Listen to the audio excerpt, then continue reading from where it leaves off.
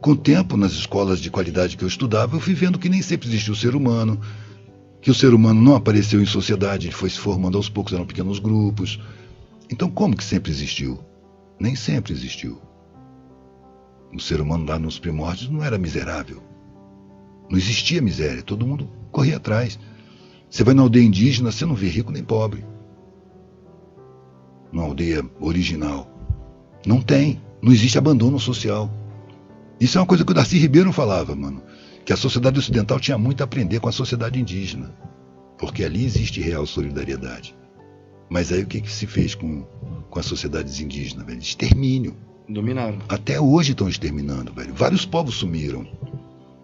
Por isso que eu vejo quando as pessoas gritam lá, a nossa bandeira jamais será vermelha. Eu digo, ela já é vermelha, cara. De sangue? Começou com o sangue dos povos originários, velho. Extermínio geral. E o índio recebeu o europeu bem. Mas depois, com tanta sacanagem, estupro, tomada de terra, morte, roubo, começou a combater. E aí foi exterminado, porque não tinha arma de fogo. Foi escravizado, foi exterminado. Os Goitacá, lá de Campos. Ali, quando fizeram as capitanias hereditárias, aqueles indígenas ali, ninguém conseguiu vencer. Eles davam pau em qualquer tropa que vinha, armada ou desarmada, com qualquer armamento, eles davam pau. E aí, é bem típico, velho. Você vai lá nas capitanias hereditárias, todas foram colocadas na mão de nobres. Ali, aquela não, foi dada para um comerciante que nem o nobre quis. E ele fez lá a feitoria dele, foi destruído várias vezes, até que Dom João VI, quando veio para o Brasil, decretou a tal da Guerra Justa. A Guerra Justa era a guerra de extermínio. Teve a Guerra Justa contra os botocudos, que hoje são os Krenak, lá de Resplendor, no Rio Vermelho. Eu estive lá na aldeia deles. Eles eram donos de tudo ali no Rio Doce, velho. Desde regência até Minas Gerais. Eles foram reduzidos a um pedaço de terra, num município pequenininho chamado Resplendor, na beira do Rio Doce. Eles também sofreram Guerra Justa, mano. Foram exterminados. Tanto que eles foram dados por exterminados. A primeira vez que eu fui lá foi lá quando caiu aquela barragem da Mariana, que matou o Rio Doce de cima e embaixo. Sim. Eu tive lá ali. Eu ouvi da mãe do cacique Rondon, que já morreu, ela dizendo assim: o branco vem pra cá desde sempre matando o índio, agora matou o rio.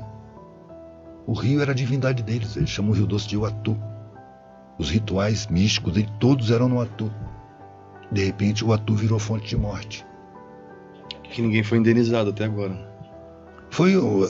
Tem um índio lá chamado Douglas, eu não conheci, mas eu soube que ele, revoltado, chamou uns camaradas, foram lá na linha férrea da Vale do Rio Doce, que é Samarco, é uma disfarce, e botou tronco na linha do trem. E deixa rodar.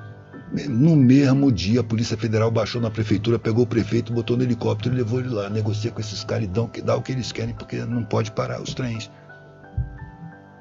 Velho, eu cheguei em dezembro, a coisa caiu em novembro. Eu cheguei em dezembro lá em Bento Rodrigues. Fui em Bento Rodrigues, em Paracatu de baixo, e desci o Rio Doce todo. Começou no Gualacho, depois desagou no Carmo.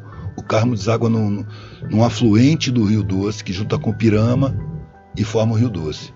E eu desci aquilo tudo, mano. Tava tudo parado. Todo mundo pasmo com o acontecido. Animais mortos, lama para tudo que é lado, lama tóxica, não podia tocar naquela lama. Sabe? Tava tudo em silêncio, tudo parado, todo mundo em estado de suspensão. Só não parava os trens, mano. 80 trens todo dia, descendo cheio, subindo vazio. O Rio Doce hoje, mano, pouca gente fala e nenhuma mídia fala. É a maior fonte de câncer do mundo por conta dos rejeitos da mineração que desabaram em Mariana e que mataram todo o Rio Doce. Hoje já tem peixe lá, mas é um peixe esquisitaço que vive no meio dos metais, dos venenos da mineração. E aí, quando apareceu esse peixe, olha só como é que é a coisa. Quando apareceu esse peixe, eu vi esse peixe, porque 2 anos depois, eu corri o Rio Doce todo, em 2015, 2016, quando rolou esse desabamento, quando o Rio Doce foi assassinado, e 2 anos depois eu fui lá. 2 anos depois, em Valadares, que é onde tem mais pescadores, já estava aparecendo um peixe esquisitíssimo, cara, cor de ferrugem, com o olho no meio da barriga, um peixe estranhíssimo. Quando apareceu esse peixe, o que o governo de Minas fez? Liberou a pesca profissional. Por que ele liberou a pesca profissional?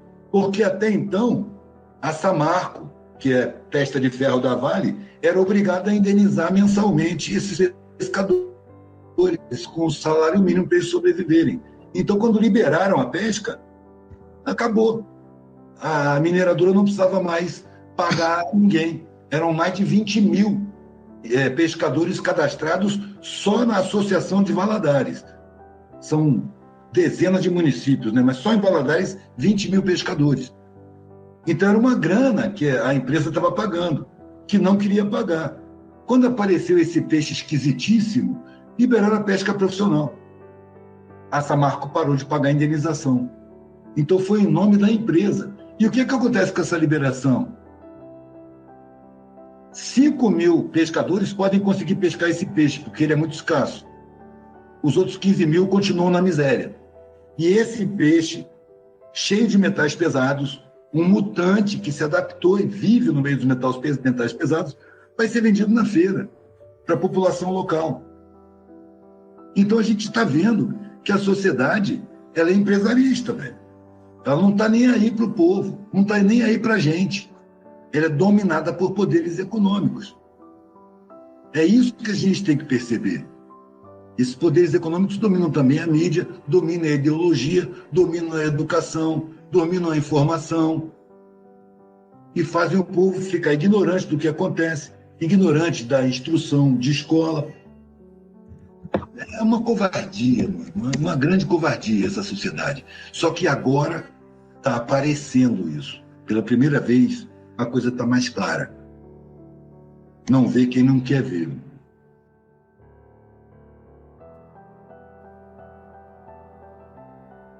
Pensamento indígena é subversivo. Eu sei que é um número imenso de povos, de costumes diferentes, línguas diferentes e tal, mas tem um ponto em comum. Não tem a ganância capitalista. Entendeu? Os povos originários, se eles precisam de alguma coisa, eles não vão comprar, eles fazem. Precisa de uma casa, faz a casa. Precisa de uma rede, faz a rede. Precisa de uma panela, faz a panela. Precisa de um transporte, constrói a canoa. Então, é um povo que não consome, que não corre atrás de dinheiro. Está fora da ideologia capitalista. Vamos dizer assim, é uma prova das grandes mentiras criadas pelo massacre publicitário e midiático, que é ideológico. Faz as pessoas dependerem de consumir para ter algum valor. E a abordagem da vida, a vida dos originários tem uma profundidade muito maior. Enquanto que na ideologia da sociedade montada, essa que a gente vive, é preciso superficializar o pensamento. Você leva o pensamento para as coisas e não para a vida. Você não procura satisfazer a alma. Você satisfaz o ego. Você satisfaz a vaidade. Você precisa querer mais do que necessita de verdade. E isso não tem nos povos originários.